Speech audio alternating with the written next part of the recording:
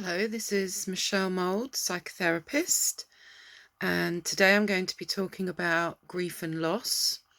And I'm going to do this in two parts. So today is part one. And when we think about grief and loss, there are many, many different types of losses that we have in our lives, not just where we have the death of a loved one, but we can also feel some kind of a loss when we move home, um, when we move from one area of the country to another, when we perhaps change our job or lose our job, when our friends move away and they're no longer close by, or perhaps members of our family move away and are no longer close by. And sometimes even things like an illness that can stop us from doing something can equate to a loss of some kind. So in actual fact, our lives are full of many different types of losses, and that grief and loss or bereavement process is actually quite a natural process for us to go through as human beings. Because of all the different types of loss in our lives, it's something that we deal with more than once. And of course, there are many different, both physical and mental reactions to a bereavement or a loss of some kind. And it was, in fact, Sigmund Freud that first came up with the concept or the idea that we need to do some kind of grief work. And since then, there have been many other versions of sort of stages and phases of grief that have been put out there. And they can range from anything between 4 and 12 sort of stages or phases, if you like. In a fairly simple format, we can look at those stages as shock, separation and pain, despair, moving on to acceptance, and then finally resolution and reorganization. And so today I'm going to be looking at those stages in a fairly simplified format.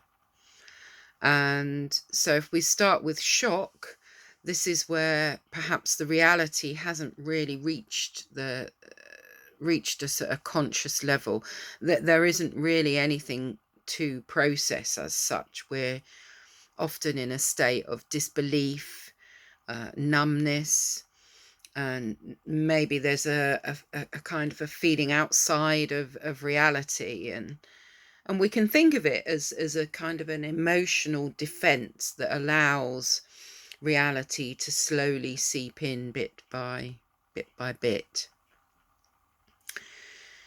Then we have separation and pain, which involves distress, which can come in waves.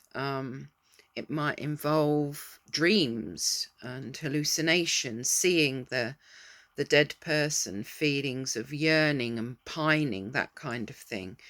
Maybe, not seeing an end to this loss that we have, feeling that that person is everywhere that we go, or and feeling very empty without them.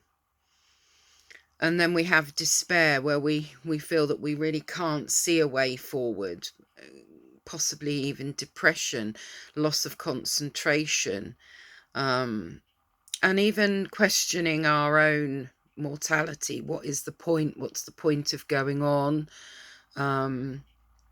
Total despair that the person has left us on our own. How could they possibly do that?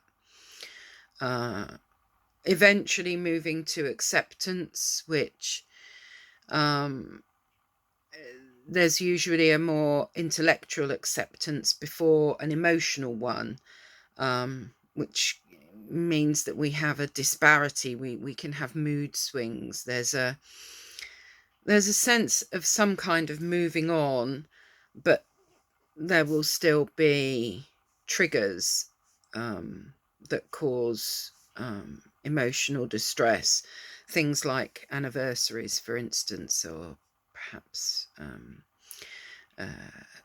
particular things that we only ever did with that person will trigger that low mood again.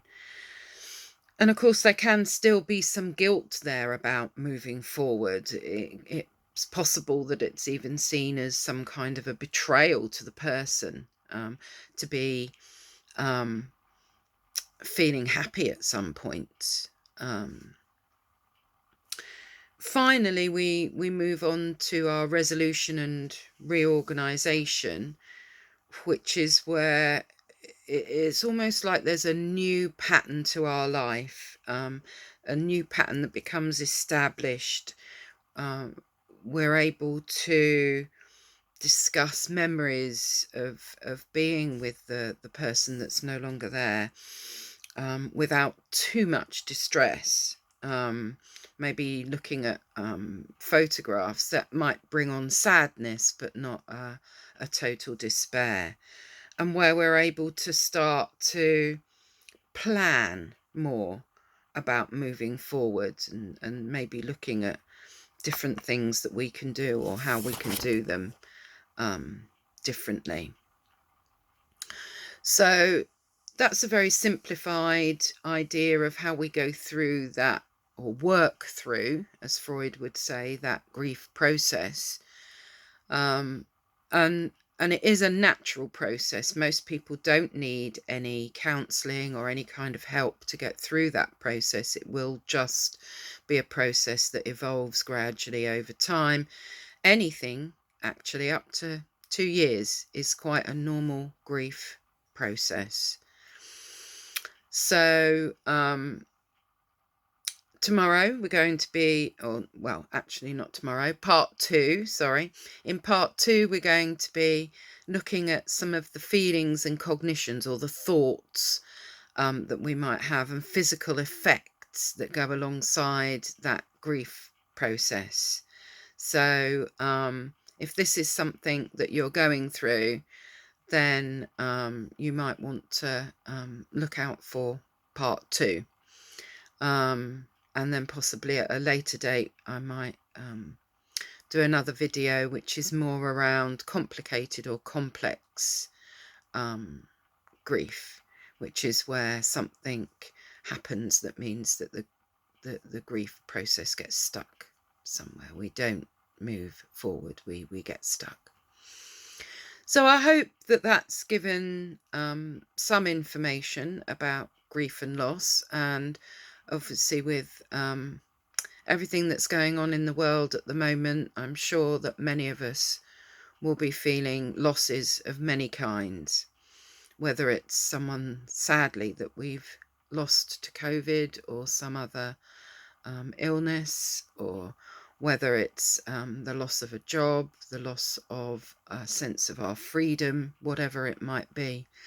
And if it is causing difficulties, and you feel as though you might need some help, then please do contact a counsellor, or better still, contact myself. You can reach me on 07977 178685, or you can email me at Michelle Mould Impact, MICHELLE MOULD IMPACT @gmail.com. Thank you for listening.